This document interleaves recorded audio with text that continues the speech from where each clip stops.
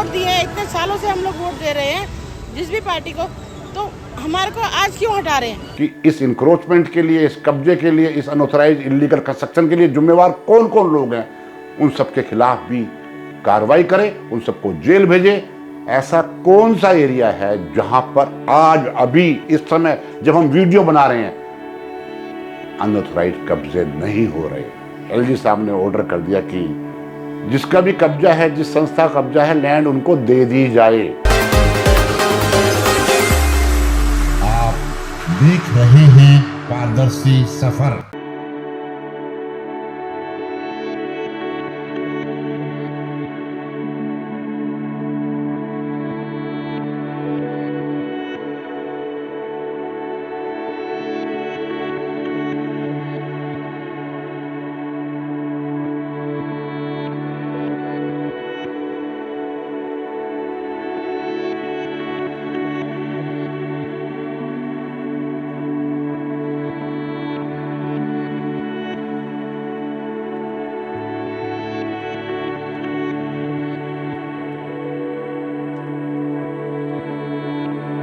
दिल्ली के हर कोने पर बुलडोजर लगे हैं, जेसीबी मशीन लगी है, पुलिस फोर्स लगी है, एमसीडी, पीडब्ल्यूडी और अन्य डिपार्टमेंट के लोग वहां खड़े होकर इशारा कर रहे हैं कि इस बिल्डिंग को तोड़ दें, इस बिल्डिंग को तोड़ दें। वहां मौजूद भीड़ उसे देख रही है, लेकिन जिनके मकान टूट रहे हैं, जिनकी दुकान टूट रही हैं, जिनके आशियाने टूट रहे हैं, वो रो रहे हैं, चिल्ला रहे हैं, हाथ जोड़कर, पांव पकड़कर रिक्वेस्ट कर रहे हैं पुलिस अधिकारियों से, एमसीडी के अधिकारियों से, मौके पर मौजूद एसडीएम पटवारी और तहसीलदार से। मैं ये नहीं कह रहा कि सरकारी ज़मीन पर कब्जा कर कर जिन लोगों ने इंक्रोचमेंट किया है वो सही है, वो बिल्कुल गलत है। किसी भी रूप में सरकारी ज़मीन पर कब्जा कर कर इंक्रोचमेंट नहीं होना चाहिए, क्योंकि जब सरकारी ज़मीन पर इंक्रोचमेंट हो जाता है और वहाँ बिल्डिंग बन जाती है तो सरकार की जो नीति होती है कि वहाँ पार्क बनाना है, वहाँ स्कूल बनाना है, वहाँ हॉस्पिटल बनाना है, वहाँ अन्य सुविधाएं देनी है, वो काम नहीं हो पाता क्योंकि उस पर लोगों ने कब्जा कर लिया है।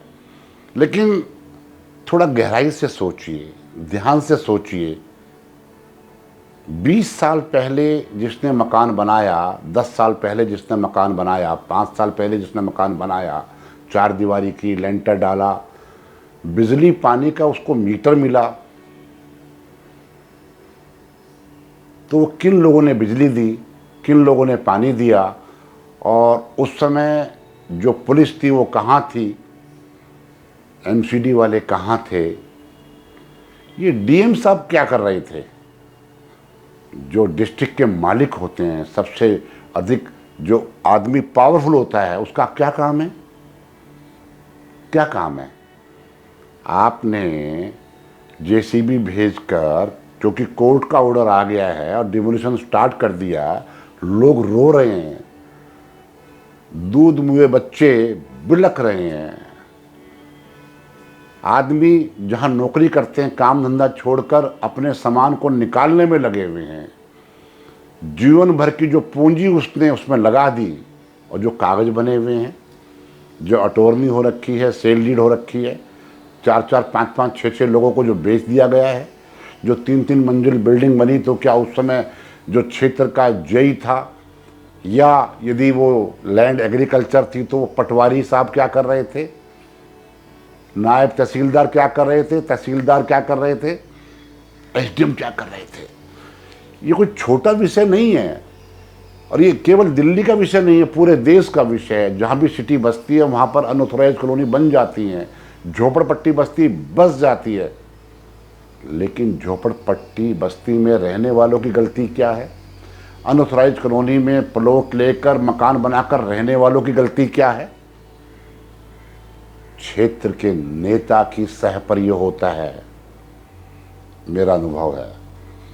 क्षेत्र का निगम पार्षद हो, एमएलए हो, एमपी हो, क्षेत्र का तहसीलदार हो, पटवारी हो, एसडीएम हो, डीएम हो, क्षेत्र के अंदर बीट कांस्टेबल से लेके क्षेत्र का डीसीपी हो, बाकी जो अन्य एजेंसियां हैं, उन सबकी मिली भगत से ये अनऑथराइज्ड कॉलोनीज डेवलप होती हैं, उनमें नेताओं का बड़ा हिस्सा होता है, और तो और बड़े बड़े अधिकारियों के भी उसमें प्लॉट होते हैं। जिस प्रकार से रिश्वत इकट्ठी कर कर आपस में बांटी जाती है, उनके खिलाफ कोर्ट ने क्या किया? कोर्ट में कोई भी आदमी किसी मामले को लेकर पहुंच जाता है। सपोज एक कॉलोनी के अंदर किसी एक व्यक्ति का घर किसी कारण से तोड़ दिया गया, अभी वर्तमान में, या वो आगे बढ़ा रहा था, तोड़ दिया गया, वो सीधा कोर्ट जाता है, साहब कि मेरा मकान तोड़ दिया और बाकी भी तो अनऑथराइज हैं, और कोर्ट रिकॉर्ड मंगाती है। रिकॉर्ड से मालूम होता है कि वास्तव में अनऑथराइज है, और कोर्ट रिकॉर्ड के हिसाब से आदेश कर देती है कि सरकारी जमीन को खाली कराया जाए। आदेश से काम नहीं चलेगा। माननीय हाई कोर्ट हो, सुप्रीम कोर्ट हो, जिस प्रकार से लगातार आदेश आते हैं, क्या वो जो इंक्रोचमेंट हट पाती है? नहीं हट पाती। अधिकारी, पुलिस, डीएम, इवन सीएम थोड़ा बहुत काम दिखाकर और खाना पूर्ति कर देते हैं। यदि शिकायतकर्ता दोबारा पहुंच जाए, कंटेम्प्ट की एप्लीकेशन लगा दे, तो कोर्ट फिर एक्टिव हो जाती है। लेकिन यदि कोर्ट वास्तव में, हम न्याय की बात करें, न्याय तभी होगा, न्याय वही होगा कि उस समय जो पुलिस में थे, उस समय जो नेता थे, उस समय जो एमसीडी में थे, उस समय जो पीडब्ल्यूडी में थे, उस समय जो पटवारी था, उस समय जो तहसीलदार था, उस समय जो एसडीएम और डीएम थे, उनके खिलाफ भी कोर्ट ऑर्डर कर दे, तो भविष्य में इस प्रकार से इंक्रोचमेंट कर कर सरकारी ज़मीन पे कब्जे होने बंद हो सकते हैं। मैं बंद हो सकते बोल रहा हूँ, ये नहीं कह रहा बंद हो जाएंगे, क्योंकि ये भारत देश है। जिन ईमानदार लोगों ने ईमानदारी से घर बनाए और किसी प्रकार की अनऑथराइज्ड कंस्ट्रक्शन नहीं की और कमर्शियल एक्टिविटी नहीं की, वो तो बहुत पीछे रह गए। और जिन लोगों ने रिश्वत देकर पुलिस को और अफसरों को और नेताओं को रेजिडेंशियल एरिया में, मैं बात थोड़ी पुरानी कर रहा हूँ, अपने दुकानें बना दी और कमर्शियल एक्टिविटी शुरू कर दी, बाद में सरकार ने वोट बैंक के चक्कर में उनको पास कर दिया, वो रातों रात करोड़पति हो गए, और जो लोग ईमानदारी से अपना काम कर रहे थे, नियमों का पालन कर रहे थे, वो बहुत पिछड़ गए। उन हालात को देखते हुए आदमी रिस्क लेने को तैयार हो जाता है, क्योंकि उसे उम्मीद होती है कि ये नेता लोगों को वोट चाहिएंगी तो हमारे अनऑथराइज्ड काम को भी रेगुलराइज करेंगे। लेकिन जब कोर्ट बीच में आ जाती है, तो कोर्ट फाइल को देखती है, नियमों को देखती है, संबंधित अधिकारियों की रिपोर्ट को देखने के बाद निर्णय तो ले लेती है, लेकिन वो ये नहीं देखती कि एक रिक्शा वाले ने किस प्रकार से रिक्शा चला कर पहले कुछ अमाउंट में वो प्लॉट खरीदा होगा, फिर 10 सालों में एक कमरा बनाया होगा, या बाकी घरों में काम करने वाली महिला हैं, या बाकी जो प्राइवेट नौकरी करने वाले लोग हैं, किराए से छुटकारा पाने के लिए दिल्ली शहर में सोचते हैं कि एक छोटा सा अपना मकान हो जाए, अपनी एक झुग्गी हो जाए, जिससे चैन से कम अपने घर में रह तो पाएंगे। रोज़ रोज़ के किराए की टेंशन तो दूर, रोज़ रोज़ मकान खाली कर कर बदलने के झंझट से बचने के लिए ही लोग इस प्रकार के मकान बनाते हैं, ज़मीन खरीदते हैं। क्योंकि जब वो बनाते हैं तो पुलिस वाले अपना हिस्सा ले जाते हैं, एमसीडी वाले अपना हिस्सा ले जाते हैं, पटवारी अपना हिस्सा ले जाते हैं, नेता अपना हिस्सा ले जाते हैं, हेल्थ वाले, लाइसेंसिंग वाले, किसान अपनी ज़मीन के पैसे ले जाता है।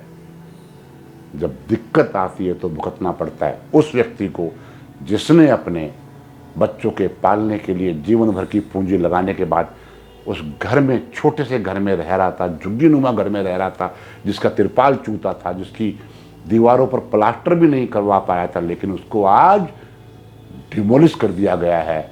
और नेता केवल बयानबाजी दे रहे हैं कि गरीबों पर अत्याचार हो रहा है। गरीबों पर अत्याचार तो हो रहा है, लेकिन जिन लोगों की सह पर ये काम, जिसे कोर्ट गलत बोल रही है और सभी गलत मान रहे हैं, उनके खिलाफ कार्रवाई क्यों नहीं करती कोर्ट? आज भी जो कोर्ट ऑर्डर कर रही है कि भलसवा डेयरी में गिरा दो, स्वरूप नगर में गिरा दो, शाहबाद डेयरी में गिरा दो, रंगपुरी में गिरा दो, बदरपुर में गिरा दो, खैबर पास में, उधर वो गिरवा रही है। ऐसा कौन सा एरिया है जहां पर आज अभी इस समय जब हम वीडियो बना रहे हैं अनऑथराइज्ड कब्जे नहीं हो रहे? खेल सारा लेन देन का है, पैसे का है। ये सब जुआ, जुआरी जुआ खेलता है ना कि पता नहीं क्या हो जाए, ये भी पब्लिक भी जुआ खेल रही है कि देखा जाएगा। और ये उससे क्राइम भी बढ़ रहा है, क्योंकि बहुत सारे ब्लैकमेलर पैदा हो गए हैं। समाज सेवी संस्थाओं के नाम पर भी ब्लैकमेलर पैदा हो गए हैं। बहुत सारे ऐसे बेरोजगार युवक इसी काम में लगे हैं। पहले आरटीआई लगाते हैं, शिकायत करते हैं, और उसके बाद जब पैसे मिल जाते हैं तो चुप हो जाते हैं। ऐसे बहुत सारे यूट्यूबर भी हो गए हैं, बहुत सारे प्रिंट मीडिया के लोग भी हैं जो एरिया में जाते हैं जहाँ पर कि अनऑथराइज्ड काम हो रहे होते हैं, उनकी खबर छाप देते हैं या उनको बोलते हैं कि ये आपका गलत काम हो रहा है, या तो कुछ पैसे दे दो नहीं तो आपकी शिकायत करेंगे। और तो और मीडिया के लोग तो पुलिस, एमसीडी और ये जो रेवेन्यू डिपार्टमेंट है उनके अफसरों से भी पैसे ले आते हैं। उनका महीना बंधा हुआ है कि नहीं तो हम आपके खिलाफ खबर छाप देंगे। एसडीएम भी डरता है, तहसीलदार भी डरता है, पुलिस भी डरती है, एमसीडी के लोग भी उनको पैसे पहुंचाते हैं। ये जो सिलसिला है, ये जो एक कॉकस बना हुआ है, उसको तोड़ना होगा कोर्ट को। मैं एक एग्जांपल देता हूं। मैंने एक बहुत पुरानी बात है, कंप्लेंट की थी और वो सरकारी लैंड थी, और मैंने जब वो कोर्ट में गया तो मैंने कहा साहब ये सरकारी लैंड है। कोर्ट ने अफसरों को बुलाया, अफसर बोले जी बिल्कुल सरकारी लैंड है और बहुत बड़े नेता साहब ने इस पर कब्जा किया हुआ है। तो कोर्ट ने कहा फिर आपने क्या कार्रवाई की? नहीं साहब वो हम कोशिश करते हैं, लेकिन वहाँ वो भीड़ इकट्ठी कर लेते हैं नेताजी, और इलेक्टेड लीडर हैं तो हम गिरा नहीं पाते। तो कोर्ट ने कहा कार्रवाई की जाए। जब वो कार्रवाई के लिए पहुंचे तो फिर वही हाल हुआ, 400-500 लोग इकट्ठे हो गए और नारेबाजी, जो हमसे टकराएगा ऊपर जाएगा, चूर चूर हो जाएगा। और पुलिस ने भी अपना क्या होता है वो हाथ मुट्ठी गरम करी पुलिस की, नेताजी ने, और वो जगह जो डीएम ऑफिस से, डीएम खुद मौके पर मौजूद था, एडीएम मौके पर मौजूद था, लेकिन पुलिस ने कहा कि हमारे पास पर्याप्त फोर्स नहीं है, और वो अपने बुलडोजर वगैरह लेके वापस चले गए। व्यक्ति पॉलिटिकल था, मजबूत था। पता क्या हुआ? मैं सच्ची बात बता रहा हूं आपसे, पहली बार दिल्ली के लेफ्टिनेंट गवर्नर साहब ने नेताओं के दबाव में आके वो जो जमीन जो कि डीएम साहब के ऑर्डर पर कब्जा लेने की बात वहां हो गई थी, कब्जा नहीं ले पाए थे, अगली डेट फिक्स करने वाले थे, एलजी साहब ने ऑर्डर कर दिया कि जिसका भी कब्जा है, जिस संस्था का कब्जा है, लैंड उनको दे दी जाए। आप बताइए ये ऑर्डर जस्टिफाइड है? मैं नाम बताता हूं, तजिंदर खन्ना साहब थे लेफ्टिनेंट गवर्नर, रिकॉर्ड मेरे पास है। तजिंदर खन्ना साहब ने ऑर्डर कर दिए कि जमीन पर जिसका कब्जा है वो जमीन उनको दे दी जाए, क्योंकि उनका कब्जा है पुराना। अब हमने अप्रोच किया डीएम से, तो बोला जी मैं इसमें क्या कर सकता हूं, मैं क्या कर सकता हूं, एलजी हमारे बॉस हैं और एलजी साहब ने ऑर्डर कर दिए हैं, तो अब तो हम कब्जा नहीं ले सकते। तो हमारी संस्था दिल्ली हाई कोर्ट गई, और दिल्ली हाई कोर्ट में जस्टिस उस समय दीपक मिश्रा साहब थे। हमने पीआईएल लगाई और पीआईएल में डबल बेंच में लगी, और तो उन्होंने डायरेक्शन दी कि बिना कोर्ट की अनुमति के ये काम नहीं हो सकता। मतलब जो ऑर्डर है उसको स्टे कर दिया गया। जो दिल्ली के लेफ्टिनेंट गवर्नर साहब का ऑर्डर था उसको स्टे कर दिया गया। हम बड़े खुश हुए कि चलो हमें अदालत से एक सही फैसला मिला।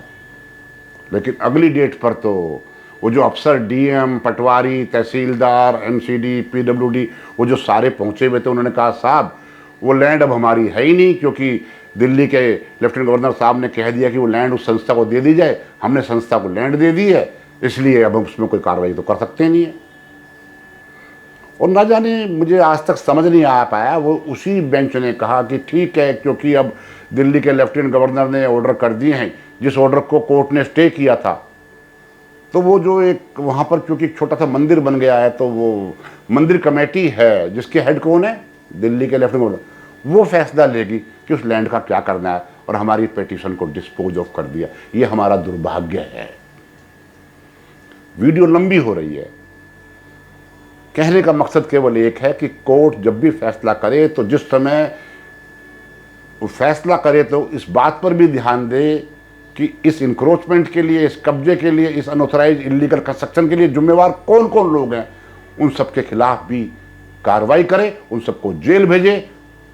वही हल है जिससे जिसका मकान टूट रहा है उसको भी लगेगा कि कोर्ट ने न्याय किया है। जिसने मुझसे पैसे लेकर ज़मीन बेची थी, जिसने मेरा मकान बनवाया था और मुझसे पैसे लिए थे, उनको भी कोर्ट ने सज़ा दी है।